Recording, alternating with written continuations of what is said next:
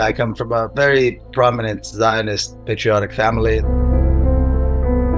My father, who's probably the most well-known, was the general, Matti Peled, who was an officer in 1948 and a general in 1967, these two major pillars of the history of Palestine and creation of Israel. I grew up very patriotic, very big supporter of my country and my state and Zionism, of course. And early in my life, of course, I supported my father's views and I was a Zionist like he was, and he never gave up on the idea of Zionism.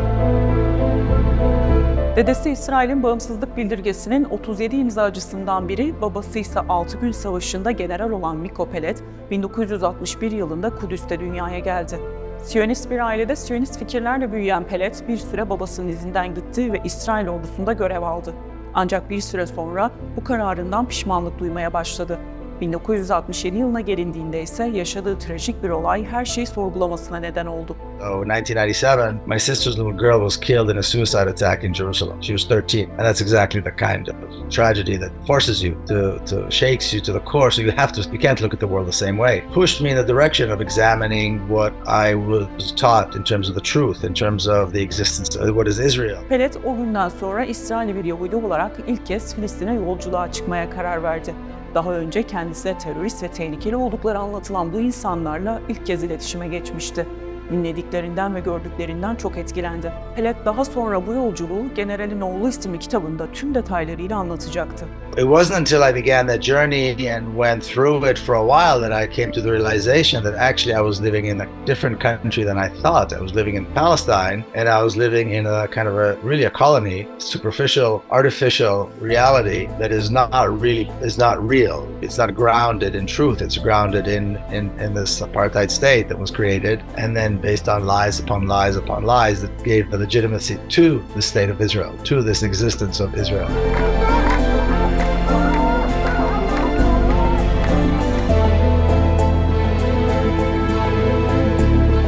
Peled bugün ABD'de yaşıyor ve Filistin için barış aktivizmi yapıyor. Her fırsatta adalet ve eşitlik çağrısı yapan Peled, şimdiye kadar pek çok ülkede çok sayıda konferans ve etkinlik düzenledi. The story of the Zionists is not that they came to Palestine and made it bloom, is that they came to a blooming country and they stole it. The Bible says that there is a time for peace and a time for war. This is a time for war. אזרחי ישראל, אנחנו במלחמה. Palestinians who had nothing to do with this are paying a heavy price, and that's what Israel does. It was humiliated, so now it's taking out all its revenge and all of its anger on innocent people and innocent civilians who had nothing to do with the attack.